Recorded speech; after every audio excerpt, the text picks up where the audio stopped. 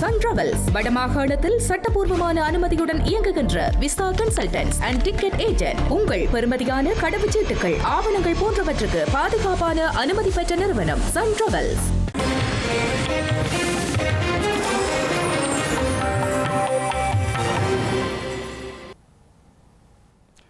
வணக்கம். இது ஐபிசி தமிழின் காலை நேர பிரதான செய்திகள். முதலில் தலைப்புச் செய்திகள். மாகாண சபை தேர்தலை நடத்துமாறு அனுரவை வலியுறுத்திய இந்திய துணை ஜனாதிபதி. தமிழ் கட்சிகளின் ஒற்றுமை குறித்தும் எடுத்துரைப்பு. இலங்கையில் உள்ள மலையக மக்களுக்கு புலம்பெயர் இந்திய குடியுரிமை அட்டை 6ஆம் தலைமுறை வரை நீடிக்க திட்டம். திருகோணமலையில் தரித்து நிற்கும் ஈரானிய போர்க்கப்பல் கொழும்பு துறைமுகத்தில் தஞ்சமடைந்த நிலையில் மாற்றம். நுவரெலியா கிரகரி பாவியில் விபத்துக்குள்ளான படகுகள், படகோட்டிகளை கைது செய்த காவல்துறை.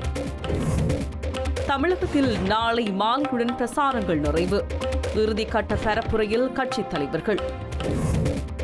ஈரானிய சரக்கு கப்பலை கைப்பற்றிய அமெரிக்கா. பதிலடி கொடுக்கப்படும் என்கிறது ஈரான். இனி தொடர்பு விரிவான செய்திகள். இலங்கை இந்திய ஒப்பந்தம் முழுமையாக நடைமுறைப்படுத்தப்பட வேண்டும் என்பது தொடர்பில் புதுடில்லியின் நிலைப்பாட்டில் எந்தவிதமான மாற்றமும் இல்லை என இந்திய துணை ஜனாதிபதி CP ராதாகிருஷ்ணன் தெரிவித்துள்ளார். மாகாண சபைகளுக்கான தேர்தல் தாமதப்படும் நிலையில் தேர்தலை விரைந்து நடத்துவது குறித்து ஜனாதிபதி அனுரகுமார திசாநாயக்கவுடனான சந்திப்பின் போது கவனம் செலுத்தப்பட்டதாகவும் தேர்தலை விரைந்து நடத்துவதற்கான சாதகமான சமீட்சையை அவர் வெளிப்படுத்தியதாகவும் இந்திய துணை ஜனாதிபதி CP ராதாகிருஷ்ணன் தமிழ் தேசிய கட்சிகளின் தலைவர்களிடத்தில் தெரிவித்துள்ளார். அதே நேரம் வடக்கு கிழக்கில் உள்ள தமிழ் தேசிய தலைவர்களிடையே ஒற்றுமை மிகவும் அவசியம் என்றும் இந்திய துணை ஜனாதிபதி தெரிவித்துள்ளார். இலங்கைக்கு விஜயம் செய்துள்ள இந்திய துணை ஜனாதிபதி CP ராதாகிருஷ்ணன் வடகிழக்கை பிரதித்துவப்படுத்தும் தமிழ் தேசிய கட்சிகளின் தலைவர்களை நேற்று மாலை கொழும்பில் சந்தித்து கலந்துரையாடினார். குறித்த சந்திப்பில் இலங்கை தமிழரசு கட்சி, ஜனநாயக தமிழ் தேசிய கூட்டணி மற்றும் தமிழ் தேசிய மக்கள் முன்னணி ஆகிய கட்சிகளின் பிரதிநிதிகள் பங்கேற்றிருந்தனர். இதன்போது சமகால நிலைமைகள், அரசியல் தீர்வு உள்ளிட்ட பல விடயங்கள் குறித்து கலந்துரையாடியுள்ளனர். தமிழர்களுக்கான அதிகமான அரசியல் கட்சிகள் காணப்படுகின்ற போதிலும் தமிழ் தலைவர்களிடையே ஒற்றுமை மிகவும் அவசியமானது என தெரிவித்துள்ளார். இதனால் அனைவரும் ஒற்றுமையுடன் ஒன்றுபட்டு செயற்பட வேண்டும் என வலியுறுத்தியுள்ளார். இதன்போது தமிழ் தேசிய பேரவையின் அறிக்கை ஒன்றும் இந்திய துணை ஜனாதிபதியிடம் சமர்ப்பிக்கப்பட்டுள்ளது. இந்த அறிக்கையில் தமிழ் மக்கள் விரும்பும் சமஷ்டி அடிப்படையிலான தீர்வையும் சாத்தியமாக்குவதற்கும் ஸ்ரீலங்கா அரசாங்கத்தின் மீது இந்தியாவால் அழுத்தம் பிரயோகிக்க வேண்டும் என்றும் தமிழ் தேசிய பேரவை வலியுறுத்தியுள்ளது. இலங்கை வாழ் இந்திய வம்சாவளி தமிழ் மக்கள் OCI எனப்படும் புலம்பெயர் இந்திய குடியுரிமை அட்டையை பெறும் வாய்ப்பை பெற்றுக் கொண்டுள்ளதாக இந்திய துணை ஜனாதிபதி CP ராதாகிருஷ்ணன் தெரிவித்துள்ளார். இந்திய வீடமைப்பு திட்டத்தின் கீழ் காலி மற்றும் மாத்தளை மாவட்ட மக்களுக்கு வீடுகளை கையளிக்கும் நிகழ்வில் கலந்து கொண்டு அவர் இதனை குறிப்பிட்டுள்ளார். இலங்கையில் உள்ள இந்திய வம்சாவளி தமிழர் சமூகம் இரு நாடுகளுக்கும் இடையில் ஓர் உறவு பாலமாக உள்ளதாகவும், ஊட்டியிலிருந்து ஹட்டன் வரை, திருச்சியிலிருந்து தலவாக்கலை வரை, ராமநாதபுரத்திலிருந்து ரம்போடை வரை, மதுரையிலிருந்து மஸ்கெலியா வரையான உறவு 2 நூற்றாண்டையும் கடந்துள்ளது என்றும் இந்திய துணை ஜனாதிபதி கூறியுள்ளார். இந்திய வம்சாவளி மக்கள் தோட்ட தொழிலாளர்களாகவே இலங்கைக்கு சென்ற நிலையிலும் தற்போது பல்வேறு துறைகளிலும் அவர்கள் முன்னணி பெற்றுள்ளதாக கூறியுள்ளார். இந்த முன்னேற்றமானது இந்தியாவில் உள்ள அனைத்து இந்தியர்களுக்கும் பெருமை என கூறிய அவர், இந்திய அரசும் மக்களும் தங்களது இதயத்தில் இந்திய வம்சாவளி மக்களுக்கு என்று நிரந்தரமான இடத்தை வழங்கியுள்ளதாக கூறியுள்ளார். மேலும் இந்திய வம்சாவளி தமிழ் மக்கள் எப்பொழுதும் இரு நாடுகளுக்கும் இடையிலான உறவு பாலங்கள் என்றும் அவர்கள் மீது தொடர்ந்தும் இந்தியா கவனம் செலுத்தும் என்றும் அவர் தெரிவித்துள்ளார். எதிர்காலத்தில் இலங்கை இந்திய பொருளாதார வளர்ச்சியானது புதிதாக விண்ணை தாண்டி தொடும் அளவிற்கு மாற்றமடையும் என எதிர்பார்ப்பதாகவும், பல்வேறு வழிமுறைகளின் கீழ் $7.5 பில்லியன் உதவிகளை இலங்கைக்கு இந்தியா வழங்குகிறது எனவும் தெரிவித்துள்ளார். மேலும் இலங்கையில் வாழும் இந்திய வம்சாவளி மக்களும் புலம்பெயர் இந்திய குடியுரிமை அட்டையை பெறுவதற்கான வாய்ப்பை 6ஆம் தலைமுறை வரை விரிவுபடுத்தும் தீர்மானம் எடுக்கப்பட்டுள்ளதாக இந்திய துணை ஜனாதிபதி கூறியுள்ளார். புலம்பெயர் இந்திய குடியுரிமை அட்டைக்கு விண்ணப்பித்ததற்கான விடுமுறைகள் இந்திய அரசாங்கத்தினால் இலகுவாக்கப்பட்டுள்ளதாகவும் அவர்களுக்கு இலங்கை அரசாங்கத்தினால் வழங்கப்பட்ட ஆவணங்கள் குறித்த அட்டைக்கான விண்ணப்பத்திற்கு ஏற்றுக்கொள்ளப்பட்டுள்ளதாகவும் தெரிவித்துள்ளார். இந்திய ஆவணங்கள் இலங்கையில் உள்ள மலையக மக்களுக்கு பெரும் நன்மைகளை ஏற்படுத்தும் எனவும் அவர் தெரிவித்துள்ளார். இந்திய வம்சாவளி மக்களின் அரசியல், பொருளாதார, சமூக மேம்பாட்டிற்கான ஒத்துழைப்புகளையும் உதவிகளையும் தொடர்ச்சியாக வழங்க வேண்டிய தார்மீக கடமை இந்தியாவுக்கு காணப்படுவதாக மலையக அரசியல் கட்சிகளின் தலைவர்கள் வலியுறுத்தியுள்ளனர். இலங்கைக்கு விஜயம் செய்துள்ள இந்திய துணை ஜனாதிபதி CP ராதாகிருஷ்ணனுக்கு மலையக தமிழ் கட்சிகளுக்கும் இடையிலான சந்திப்பு நேற்றைய தினம் கொழும்பில் நடைபெற்றது.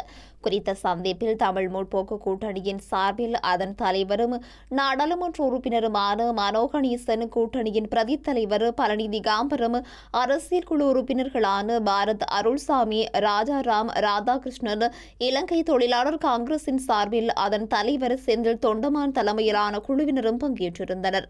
இதன்போது இந்திய வம்சாவளி மக்கள் தலை நிமிர்ந்து வாழ்வதற்கு அவர்களின் குடியுரிமை பிரச்சினைகள் முழுமையாக தீர்க்கப்பட வேண்டும் என்று மலையக கட்சிகளின் தலைவர்கள் வலியுறுத்தியுள்ளனர்.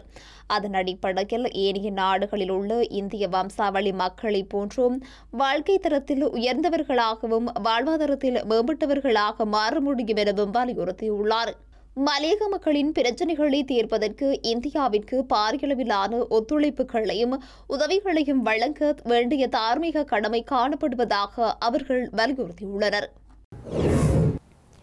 இலங்கையில் தஞ்சமடைந்த ஈரானிய போர்க்கப்பலான ஐரிஸ் புஷர் திருகோணமலை துறைமுகத்திற்கு கொண்டு செல்லப்பட்டுள்ளது. கொழும்பில் இயந்திர கோளாறு காரணமாக தரித்து நின்ற குறித்த கப்பல் கடந்த 14ஆம் தேதி திருகோணமலைக்கு கொண்டு செல்லப்பட்ட நிலையில் தற்போது திருகோணமலை துறைமுக கடற்பரப்பில் தரித்து நிற்பதை அவதானிக்க முடிவதாக எமது செய்தியாளர் தெரிவித்துள்ளார்.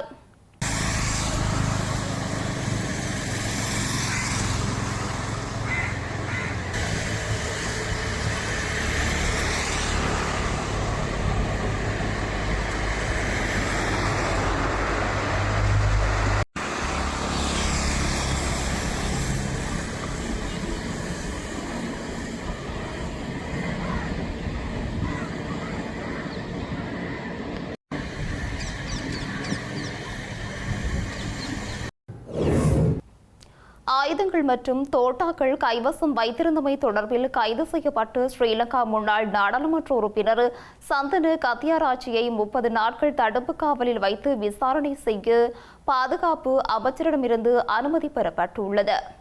ஸ்ரீலங்கா முன்னாள் நாடாளுமன்ற உறுப்பினர் சந்தன கத்ரியாராச்சி கொழும்பு குற்றத்தடுப்பு பிரிவின் இலக்கம் 5ஆம் விசாரணை அறை அதிகாரிகளால் கடந்த வியாழக்கிழமை கைது செய்யப்பட்டிருந்தார். கொழும்பு குற்றத்தடுப்பு பிரிவுக்கு கிடைக்கப்பட்ட தொலைபேசி அழைப்பொன்றில் பெரியந்தலை பகுதி வீடொன்றில் ஆயுதங்கள் மறைத்து வைக்கப்பட்டிருப்பதாக தெரிவிக்கப்பட்டிருந்தது.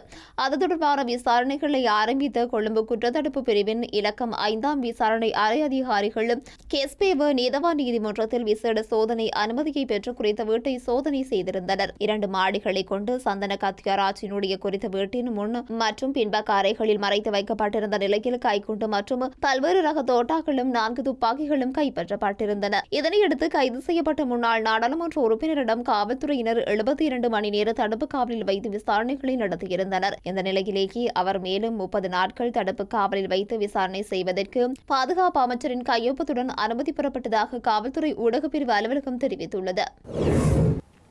இலங்கையில் அனைத்து அரசு மற்றும் அரசு அனுசரணையின் கீழ் இயங்கும் தனியார் பாடசாலைகளின் 2ஆம் தவணை கல்வி நடவடிக்கைகள் இன்று ஆரம்பமாகியுள்ளன. இலங்கையில் அனைத்து பாடசாலைகளுக்கும் கடந்த 10ஆம் தேதி 1ஆம் தவணைக்கான விடுமுறை வழங்கப்பட்டிருந்தது.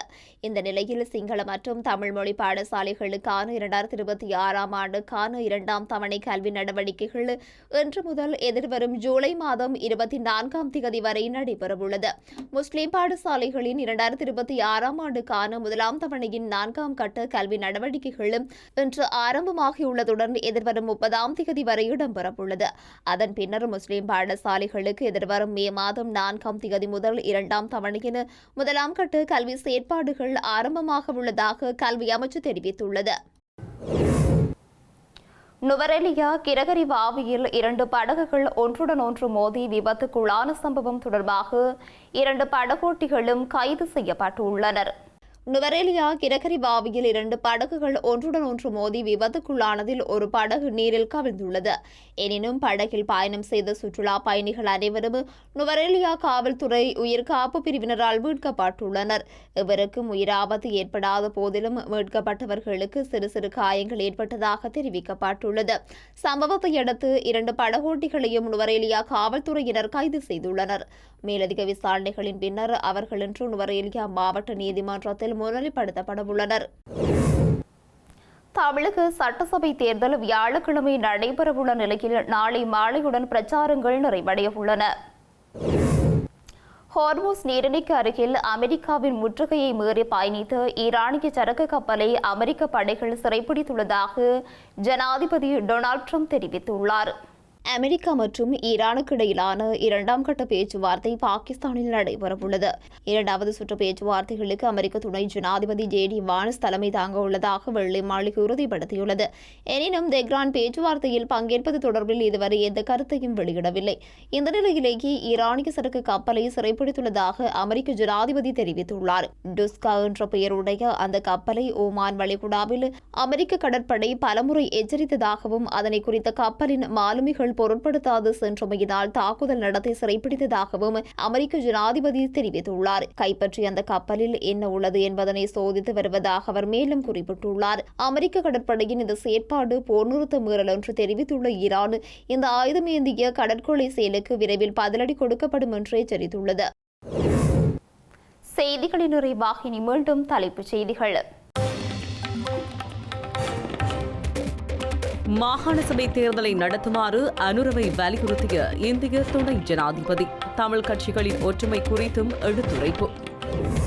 இலங்கையில் உள்ள மலையக மக்களுக்கு புலம்பெயர் இந்திய குடியுரிமை அட்டை 6ஆம் தலைமுறை வரை நீடிக்க திட்டம். திருகோணமலையில் தரித்து நிற்கும் ஈரானிய போர்க்கப்பல் கொழும்பு துறைமுகத்தில் தஞ்சமடைந்த நிலையில் மாற்றம். நுவரெலியா கிரகரி பாவியில் விபத்துக்குள்ளான படகுகள் படகோட்டிகளை கைது செய்த காவல்துறை. தமிழகத்தில் நாளை மாலையுடன் பிரசாரங்கள் நிறைவு. இறுதிக்கட்ட பரப்புரையில் கட்சித் தலைவர்கள். ஈரானிய சரக்கு கப்பலை கைப்பற்றிய அமெரிக்கா பதிலடி கொடுக்கப்படும் என்கிறது ஈரான். இத்துடன் IBC தமிழின் காலை நேர பிரதான செய்திகள் நிறைவு பெற்றன. உடனுக்குடன் செய்திகளை அறிந்து கொள்ள IBCTamil.com என்ற இணையதளத்தினை பார்வையிடுங்கள். வணக்கம்.